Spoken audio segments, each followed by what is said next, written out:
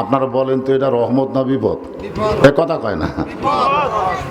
সারা জীবন কেউ যদি ওয়াজ শোনে তার যত সওয়াব হবে, এক ওয়াক্ত নামাজ আদায় করলে আল্লাহ তার চাইতে 100 গুণ বেশি সওয়াব দিবে। আমরা ওয়াজ শুনি কিন্তু নামাজ পড়ি না। অথচ আল্লাহ নবী বলেছেন লা সালাতা লা ঈমান, যার নামাজ নাই তার কোনো ঈমান নাই। যাই নামাজ আদায় করে না সে হলো বেঈমান। জোরে বলেন সে কি? মান তারাকা সালাতু মুতাম্মিদান ফাকাদ কাফারা। ইচ্ছা করে একটা ওয়াক্ত নামাজ যারা বাদ দিল তারা আল্লাহর সঙ্গে কুফরি করলো। বাইনাল আবদি ওয়াল কুফরি তরকুস সালাত। সবচাইতে বড় বিপদ হলো মানুষকে যখন নামাজের কথা বলবে তখন মানুষ আনমনা হয়ে যাবে, নামাজের ওয়াজ শুনতে চাবে না। সুদের বিরুদ্ধে যখন বক্তা ওয়াজ করবে তখন মানুষের তিরিবিরি শুরু হয়ে যাবে। ধরে কোন কি শুরু হয়ে যাবে? পর্দার কথা যখন বলবে তখন মেয়ে মানুষের গায়ে আগুন জ্বলবে। স্টার জলসা জি বাংলা দেখা চলবে না। এই কথা যদি বক্তা বলে মেয়ে মানুষ কখনো মানবার চাবে না। জোরে কোন কথা ঠিক কি না? বিপদ মানুষ মরে যাওয়া না। তুর পর্বতের কিনারায় মুসা নবী খাড়া হয়ে আছে। আল্লাহ বলে মুসা খবর কি? মুসা বলতেছে আল্লাহ আমি আপনাকে একটা প্রশ্ন করব, আপনি দেখেন তো উত্তর দিবার পারেন কিনা। আল্লাহ কয় তোর প্রশ্ন আমি উত্তর দিবার পারবো না। কি প্রশ্ন রে মুসা? মুসা বলতেছে আল্লাহ আমার যা আছে আপনার তা নেই। আল্লাহ কয় কি কইলি? মুসা বলতেছে আল্লাহ আমার যা আছে আপনার তা নাই। আল্লাহ বলে মুসা তোমার এমন কি আছে যে এটা আমি আল্লাহর নাই? মুসা বলতেছে আল্লাহ আমার মৃত্যু আছে কিন্তু আপনার মৃত্যু নেই। আল্লাহ বলতে ঠিকই তো তাই রে। মুসা বলতেছে আল্লাহ আপনি যতই ক্ষমতাবান হন আপনি মারবার পারবেন কিন্তু মরতে পারবেন না। মরার যে কি মজা সেইটা আমি মুসা বুঝবো কিন্তু আপনি বুঝবেন না। মরা কিন্তু মজা। আল্লাহ কোরআনে বলেছেন কুল্লু নাফসিন যায়কাতুল মাউত। যায়কা শব্দের অর্থ হলো মজা, যায়কা মানে হলো স্বাদ। জোরে কোন সুবহানাল্লাহ।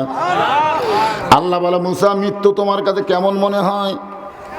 মুসা বলতেছে আল্লাহ দুনিয়ার জীবনে যত নিয়ামত দান করেছেন তার মধ্যে 1 নম্বর নিয়ামতের নাম হলো মৃত্যু। আল্লাহ বলে মুসা মানুষ দুনিয়াতে গেলে মরবার চায় না, সেই মৃত্যু তোমার কাছে উত্তম মনে হওয়ার কারণ কি? মুসা বলতেছে আল্লাহ আপনি যে জান্নাত বানায় রাখছেন সেই জান্নাতে যদি আমি যাইতে চাই মরা ছাড়া যাওয়ার কোনো রাস্তা না। কোনো রুহুকে দাফন করা যাবে না, লাশকে দাফন করবে আর রুহু যাবে ইল্লিন নামক জান্নাতের বাগানে। আমাদের এই দেহটা যাবে কবরে, কারণ উপরে রাখলে দুর্গন্ধ হবে। ইমাম মালিক রহমতুল্লাহ আলাইকে একজন ছাত্র বলতেছে হুজুর কোনো বেনামাজি যদি মারা যায় তা আমরা কি করব? ইমাম মালিক বললেন তোমরা কুত্তা মরলে কি করো? কুত্তা তো বলতেছে হুজুর রাস্তায় যদি কুত্তা মরে তো আমরা টান দিই, এই জন্য টান দিই রাস্তা দিয়ে মানুষ যাওয়া আসা করবে, কুত্তা পুষে দুর্গন্ধ হবে। এই দুর্গন্ধ মুক্ত হওয়ার জন্য আমরা কুত্তাকে এক জায়গায় পুঁতে থুই। ইমাম মালিক বললেন একটা বেনামাজি মরলে তোমরা তাই করবে। গোসল করানোর দরকার নেই, কাফনের কাপড়ও পড়ার দরকার নেই, খালি টাইনে আলিয়া দেয় পুঁতে থো।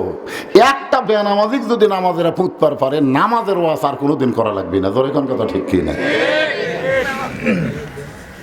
সবাই বলবে না রে ভাই মরার পর অন্তত ভালোভাবে কবরে যাওয়ার জন্য নামাজ পড়া লাগবে রে, তাছাড়া যে হারে খেপছে এরা। লা সালাত আলা দিন, যার নামাজ নাই তার কোনো ধর্ম নাই। আল্লাহ বলে মুসা রে মৃত্যুকে পছন্দ করার 2 নম্বর কারণ কি? মুসা বলতেছে আল্লাহ আমার মৃত্যুটা কেবলমাত্র আপনার জন্যই বাজেট করেছি। সুবহানাল্লাহ কোন। আমরা যারা এখানে বসে আছি আমরা মরবো কার জন্যে? এ কথা কোন জোরে কোন, মরবো কার জন্যে? আল্লাহর জন্য। কেউ যদি মরে আল্লাহ বলেছেন ওয়ালা তাকুলু লিমান ইউকতালু ফি সাবিলিল্লাহি আমওয়াতুন বাল আহইয়াউ ওয়ালাকিন লা তাশউরুন। আল্লাহ বলেছেন আমার জন্য যারা মরবে আমি আল্লাহ বলতেছি তাদের মৃত্যু নাই। সোনাল্লাহ না কেন? আল্লাহ বলতেছেন আমার জন্য যারা মরবে আমি আল্লাহ বলতেছি তাদেরকে মৃত্যু বলো না, বরং তারা জীবিত, তারা জীবিত। খুব খেয়াল করে শুনবেন, আল্লাহর জন্য যদি মরবার পারি তাহলে আমাদের মরণই হবে না। এখন আল্লাহর জন্য মরতে গেলে কি করা লাগবে? আল্লাহ কোরআনে বললেন, ইয়া আইয়ুহাল্লাযীনা আমানু তাকুল্লাহা হাক্কা তুকাতিহি ওয়া লা তামুতুন্না ইল্লা ওয়া আনতুম মুসলিমুন। শেষকার কথাটা খেয়াল করছেন এই যুবকের? এই রাত ৩টা পর্যন্ত আর্জেন্টিনা খেলা দেখে, রাত ৩টা, হাই রে। 18 ডিসেম্বর পর্যন্ত আমাদের বাংলাদেশের যে কি গজব পড়ছিল, রাত 3টা পর্যন্ত আর্জেন্টিনা খেলা দেখছে। আর সালাতু খায়রুন নাম যখন কইছে মুয়াজ্জিন, তখন একটাও চেতন নেই। বাবা এখন নামাজ পড়ার জন্য বাইরে হয়েছে, কে আমার ছেলে 3টা পর্যন্ত হয়েছে করলো, সে ছেলে গেল কোথায়? জানলা দিয়ে তাকায় দেখে ঘরের ভিতরে পাও নাই, মাথাও নেই, মানে চাউলের বস্তা ঢেকাতে হচ্ছে, চাউলের বস্তা। বাবা আস্তে করে ঘরের মধ্যে ঢুকে কম্বল টান দিছে, টান দিয়ে বলতেছে আহ আহ কিছু বলতেছে। বাবা তাকায় দেখে কম্বলের তলে বেটার সাইজ আর সকালবেলা সাইড টিপে কুত্তার সাইজ, একই সাইজ। আপনি বলেন তো, বেটা যদি কুত্তার সাইজে ঘুম পাড়ে আর বাপ সামনে কাতারে গিয়ে নামাজ পড়ে, বাবার নামাজ হবে? হবে না, হবে না। আপনারা বাবারা লেখালেন, হবে না। কারণ আল্লাহ কোরআনে বলেন, ইয়া আইয়ুহাল্লাযীনা আমানু কু আনফুসাকুম ওয়া আহলিকুম নারা।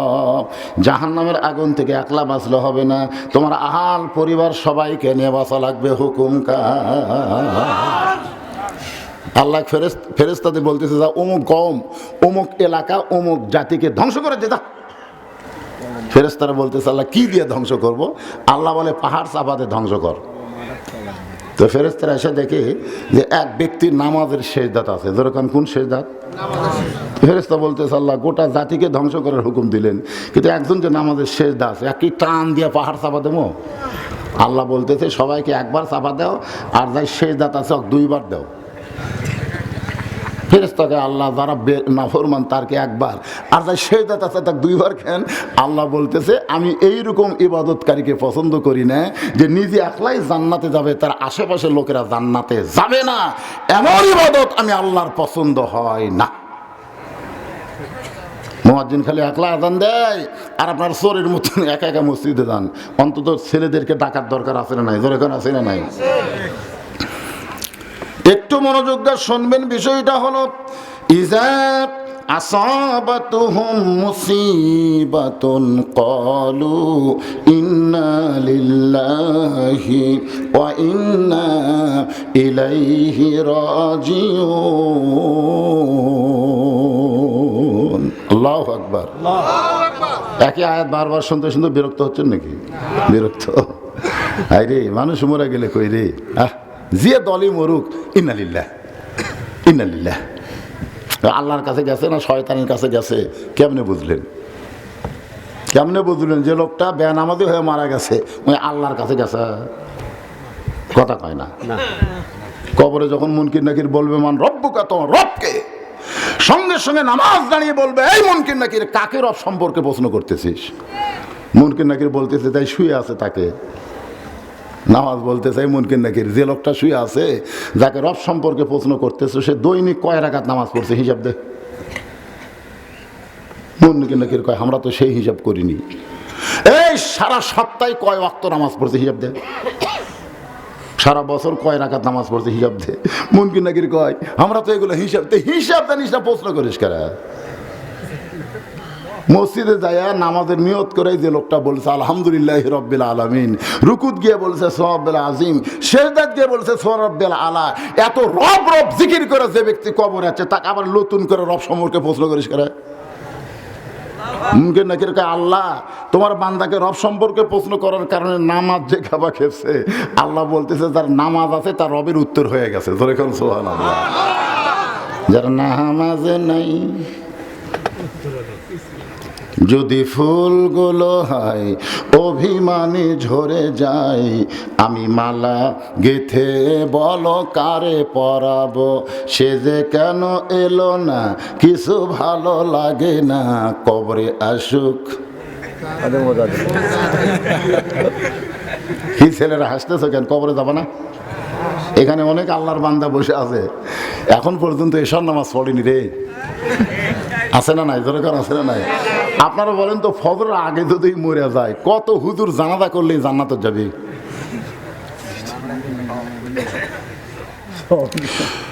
গোরস্থানে উন্নয়ন মানে কি? গোরস্থান সুন্দর করলে হবে না, তবে সম্মিলিত গোরস্থান রাসূল পছন্দ করে। নিজের হাতে আল্লাহ নবী জান্নাতুল বাকি নির্মাণ করেছে। সুবহানাল্লাহ। সাহাবীরা বললেন, হে রাসূলুল্লাহ, সম্মিলিত গোরস্থান করার মাধ্যমে লাভ কি? আল্লাহ রাসূল বললেন, মনে করো আমি বসে আছি, আবু বকর, আলী, ওসমান সবাই আমার পাশে বসে আছে, কিন্তু কোন এক সাহাবী যদি মনে করে রাসূলের গায়ে গরম লাগছে, ও একটু আমারে বাতাস করবে, তোমরা বলো তো আমাকে লক্ষ্য করে বাতাস করতেছে, এই বাতাসকে আবু বকর পাবে, ওমর পাবে? বলে, হুজুর আপনার পাশে যারা আছে তারাই সবাই বাতাস পাবে। রাসূল বললেন, শুধু আমাকে লক্ষ্য করে বাতাস করতেছে, কিন্তু আমার কাছে থাকার কারণে তারা যেমন বাতাসের একটা অংশ পায়। গোরস্থানে কোনো ইমানদার, পরহেজগার, মুত্তাকির কবর হলে ওই কবরে আল্লাহ যখন রহমতের বাতাস দিবে, ওই বাতাসের অংশ প্রত্যেকটা কবর পাবে। এই হিসাবে আপনারা একত্রে মিলে গোরস্থান করছেন, এটা ভালো জিনিস, এটা রাসূলের সুন্নাত। কিন্তু ব্যাপার আছে, এই ব্যাপারটা বোঝানোর জন্য আমি ইন্না লিল্লাহর উপর আলোচনা করতেছি। মনে কষ্ট নিয়েন না, কারণ আমাদের সবাইকে মরা লাগবে। জোরে কোন ঠিক কিনা? সবাইকে মরতে হবে। গভীর রাত্রে নবীর কলিজার টুকরা ফাতেমা হযরত আলীকে বুকের মধ্যে নিয়ে ফোঁপায় ফোঁপায় কাঁদতেছেন। আলী বলে, ফাতেমা কান্দার কারণ কি? বলে, স্বামী গো, আমি সব সময় আল্লাহর কাছে দোয়া করেছি, আল্লাহ যেন আমার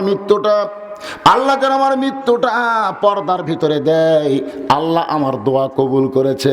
আলী বলতেছে, আলহামদুলিল্লাহ, পর্দার মধ্যে তোমার মৃত্যু হবে, আল্লাহর শুকর আদায় করলাম। ফাতেমা বলে, স্বামী, পর্দার মধ্যে মৃত্যু হবে, আর সেই মৃত্যুটা আজকে গভীর রাত্রে আমার হবে। যেই বলেছে গভীর রাত্রে